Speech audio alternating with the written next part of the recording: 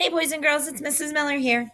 So, yesterday we read Interrupting Chicken and we talked about what it means to interrupt. So, when you're interrupting someone, you are talking over them or you're talking when they're talking. Maybe you're not even talking to the person who's talking. Maybe you're having a side conversation. And so it gets very distracting for other people and they sometimes can't focus or listen to what you're saying.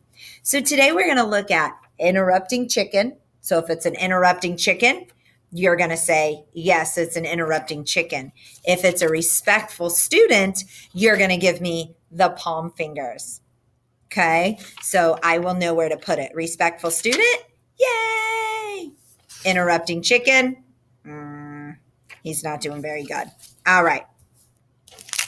So how about this one? It says, say, excuse me, if you have an emergency and need to interrupt. Would that be something good? Yeah, I think, yay, that's a respectful student. If it's an emergency, absolutely. Wait until the teacher has called on you before speaking. Well, that's important. Yeah, that's a respectful student. Very good. Yell across the room at a friend while the teacher is speaking. Oh, that's the interrupting chicken. No, we don't like the interrupting chickens. Shout out when the teacher is reading a story to the class. Oh, yeah, that's interrupting chicken too. Wait until the teacher is finished reading a story before telling what it reminds you of. Yes, very good. That's a respectful student. Look at the person speaking and wait for them to stop.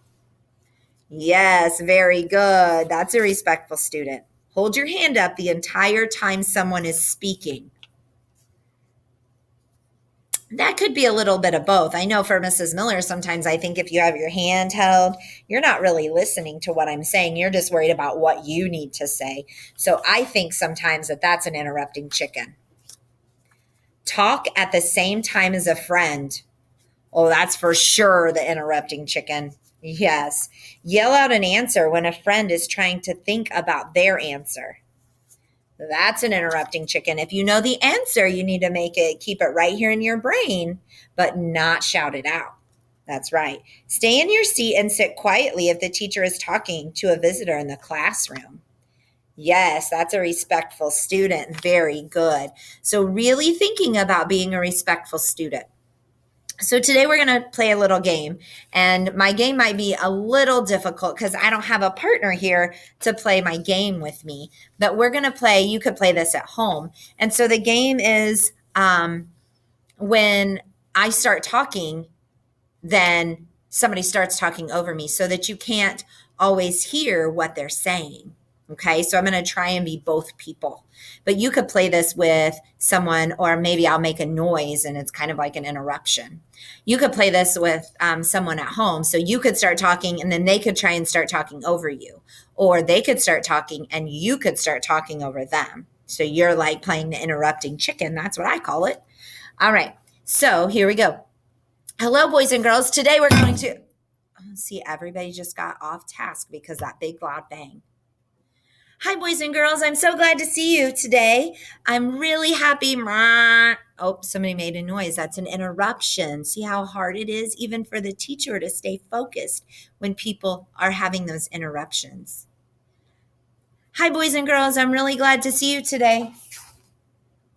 Oh, that person just isn't even talking or looking at the teacher. So that is an interruption as well. Very good. So you could play interrupting chicken with someone at home and make those noises and see how hard it is to stay focused when someone else is talking when you're talking. I hope that none of you are an interrupting chicken, and I hope that you really start thinking about being a good listener and making sure that if someone else is talking that you're waiting your turn. Now, obviously at home, we don't want you to wait your turn by raising your hand. That would be silly, but we could wait our turn by having quiet lips and quiet mouths and quiet voices and wait our turn. And when they're finished talking, then we can talk so that we're not interrupting or talking over them.